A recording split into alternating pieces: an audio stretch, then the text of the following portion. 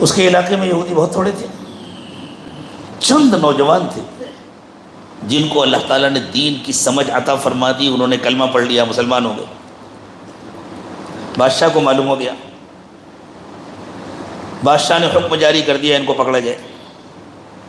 ان لوگوں کو معلوم ہوا تو انہوں نے آپس میں مشورہ کیا کہ دیکھو ہم لوگ کمزور ہیں، ہمیں کہیں نکل جانا چاہیے، ہو سکتا ہے ہم آزمائشوں پر کھرے نہ اتریں، اس کے ظلم کو برداشت نہ کر سکیں، اور سچا دین چھوڑ دیں تو ہمارا بڑا نقصان ہو جائے گا، اس لیے ہمیں نکل جانا چاہیے۔ اور اللہ کے نبی صلی اللہ علیہ وسلم نے بھی فرمایا کہ بہت ہمت مت دکھایا کرو،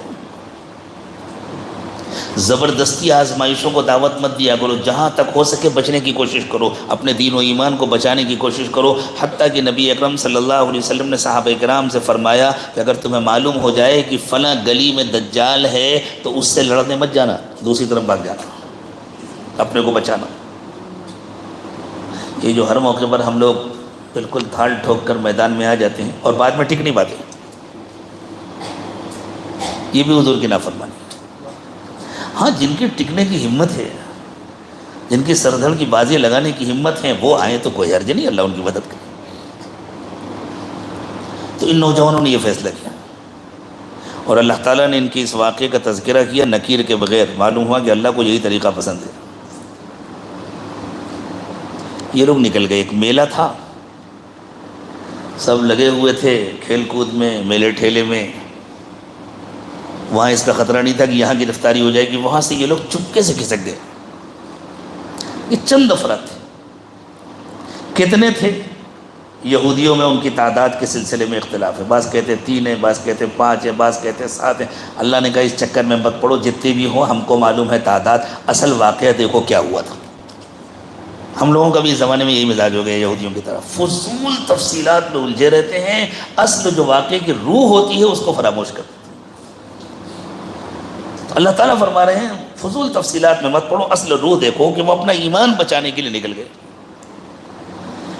ان کا ایک پالتو کتا تھا، جب وہ گئے تو وہ کتا بھی ساتھ ہو گیا۔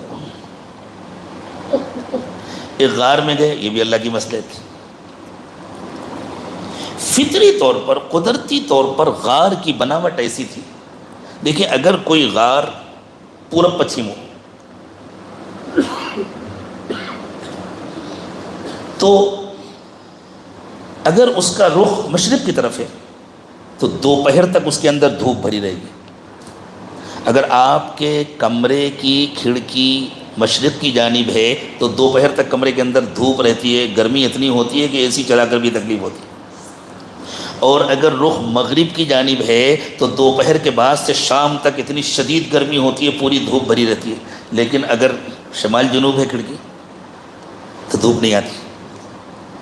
لیکن دھوپ کا گھر میں آنا بھی ضروری ہے۔ البیت الذی تدخلہ الشمس لا يدخلہ الطبیب، عربوں کے ہاں مقولہ مشہور ہے، جس گھر میں دھوپ آتی ہے اس گھر میں ڈاکٹر نہیں آتا۔ یعنی دھوپ کے ذریعے سے جراثیم مر جاتے ہیں، بیماریوں کا خاتمہ ہوتا ہے۔ تو اگر ایسا گھر ہو کہ دھوپ آئے لیکن بہت زیادہ نہ بھرے، بالکل ڈائریکٹ نہ آئے، جیسے ہمارا یہ حال ہے، دیکھیں ادھر سے تھوڑی سی دھوپ آ رہی ہے، ادھر تک پڑ رہی ہے لیکن بہت زیادہ نہیں پڑ رہی، تو جراثیم کو ختم کرنے کے لیے آ رہی ہے لیکن بالکل ڈائریکٹ نہیں آ رہی۔ اگر بالکل مشرق و مغرب غار ہوگا تو یقینی بات ہے کہ غار کے اوپر بڑا پہاڑ ہوگا، تو اس کی وجہ سے ذرا بھی دھوپ نہیں آئے گی۔ جب ذرا بھی دھوپ نہیں آئے گی تو اندر جراثیم پیدا ہوں گے، پوری دھوپ آئے گی تو اندر رہنے والے کو تکلیف ہوگی۔ اور اگر تھوڑا سا کراس ہو تو اس کا نتیجہ یہ ہوگا کہ دھوپ آئے گی لیکن بالکل قلب غار میں نہیں آئے گی، بیچ میں نہیں آئے گی۔ سورج نکلے گا تو ایک سائیڈ میں آئے گی، جب ڈوبنے لگے گا تو دوسرے سائیڈ میں آئے گی، اس کی وجہ سے جراثیم ختم ہو جائیں گے، اندر رہنے والے، بیٹھنے والے یا سونے والے کو تکلیف نہیں ہوگی۔ اللہ کو معلوم تھا، جب اللہ نے زمین بنائی تھی اس وقت معلوم تھا میرے کچھ بندے یہاں آ کر کے پناہ لیں گے، تو اللہ تعالیٰ نے اس وقت ایسا غار بنایا تھا۔ اللہ کے یہاں کے انتظامات ایسے ہی ہوتے ہیں۔ اللہ تعالیٰ نے مکے کو آباد کرایا تھا رسول اکرم صلی اللہ علیہ وسلم کی پیدائش سے 2500 سال پہلے، لیکن وہ بستی آباد کی جا رہی تھی حضور کے لیے۔ اللہ کا گھر بنوایا تھا 2500 سال پہلے، اور وہ گھر بن رہا تھا حضور کے لیے۔ ربنا وابعث فیہم رسولا منہم یتلو علیہم آیاتک ویعلمہم الکتاب والحکمت ویزکیہم انک انت العزیز الحکیم۔ یہ دعا بتلا رہی ہے کہ حضرت ابراہیم اور حضرت اسماعیل کو معلوم تھا کہ یہ کن کے لیے بنایا جا رہا ہے، اور انہی کی تشریف آوری کی دعا مانگ رہے ہیں۔ تو اللہ تعالیٰ کے انتظامات ایسی ہوتے ہیں۔ یہ نوجوان وہاں گئے، تھکے ہوئے تھے، وہاں جا کے سو گئے۔ اللہ تعالیٰ نے ان کو ایسی لمبی اور گہری نیند سلایا، اور ان کا کتا باہر غار کے منہ کے پاس بیٹھ گیا پہرا دینے کے لیے، اس کو بھی سلا دیا اللہ۔ وہ بھی سو رہا ہے، یہ بھی سو رہا ہے، اور غار پر اللہ تعالیٰ نے ایسا رعب ڈال دیا کہ کسی کی قریب آنے کی ہمت نہیں ہوتی۔ جیسے پرانے زمانے میں جنگلوں میں بعض پرانے کھنڈرات ہوتے تھے جن کے بارے میں مشہور ہوتا تھا بھوت بنگلہ ہے، تو کوئی قریب نہیں جاتا تھا کہ بھائی یہاں جائیں گے تو کوئی سوار ہو جائے گا، تو کوئی چرواہا بھی وہاں قریب جانے کی ہمت نہیں کرتا تھا۔ یہ 300 سال تک سوتے رہے، 300 سال۔ انسانوں کے پاس سال اور مہینے شمار کرنے کے 2 طریقے تھے ہر زمانے میں، ایک کا رشتہ سورج سے، ایک کا رشتہ چاند سے۔ سورج کے حساب سے جو 300 سال ہوتے ہیں وہ چاند کے حساب سے 309 سال ہوتے ہیں۔ ہر 100 سال میں 3 سال کا اضافہ ہو جاتا ہے۔ تو اللہ تعالیٰ نے فرمایا کہ وہ 300 سال سوتے رہے، وَازْدَادُوا 9، اور اس میں 9 کا اور اضافہ ہے، یعنی ایک دوسرے حساب میں 9 بڑھ جاتا ہے۔ صرف 300 سال اللہ کہتے تو قمری حساب سے غلط ہو جاتا، 309 سال کہتے شمسی حساب سے غلط ہو جاتا۔ شمسی حساب سے فرمایا 300 سال تک سوتے رہے، پھر قمری حساب سے فرمایا وَازْدَادُوا 9، اور اس میں 9 کا اور اضافہ ہے۔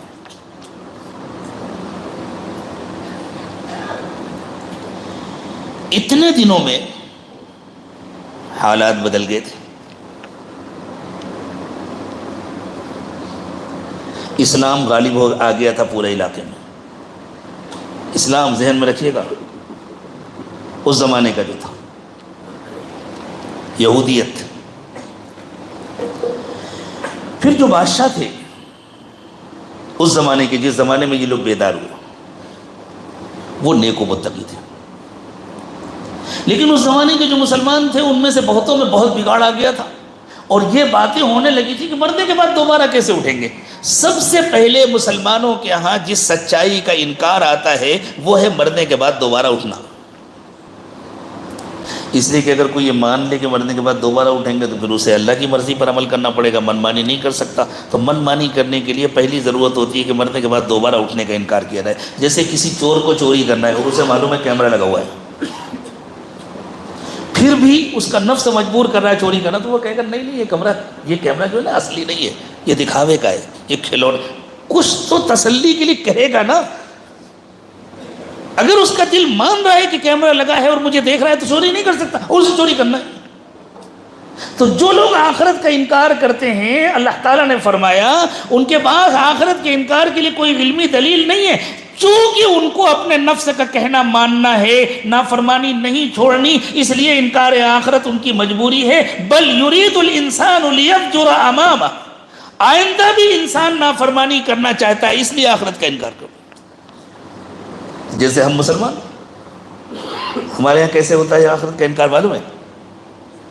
ارے ٹھیک ہے فلاں کا اتنا باقی ہے نا، حج کر لیں گے معاف ہو جائے گا، ہو گیا آخرت کا انکار۔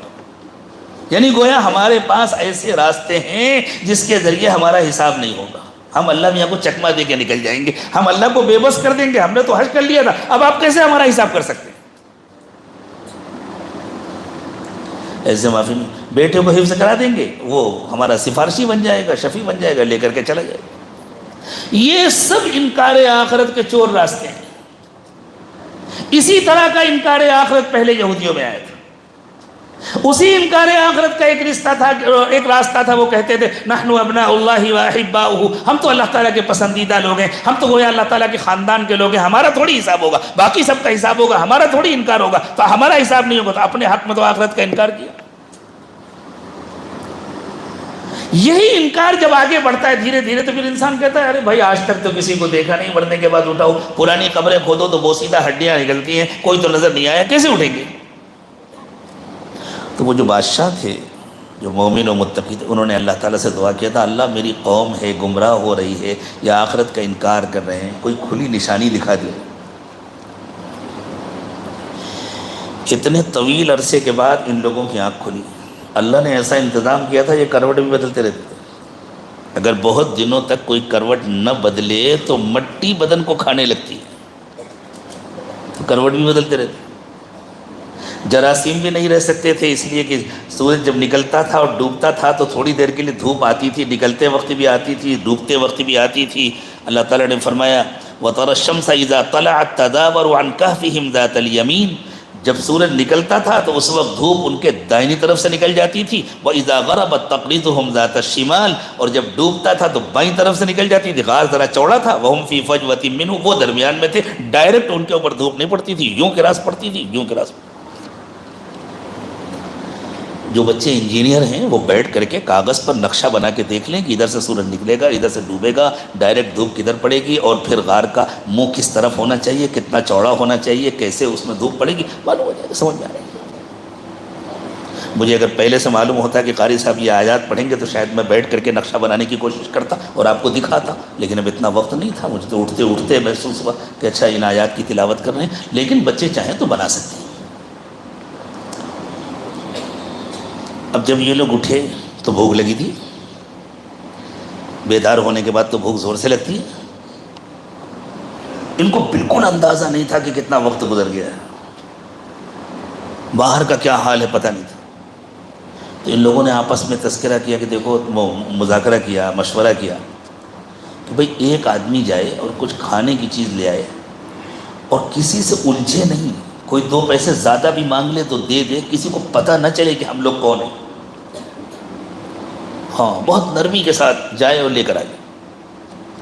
ایک بندہ گیا، 300 سال میں تو زبان بھی کافی بدل جاتی ہے، غالب کی اردو اس زمانے میں نہیں بولی جاتی،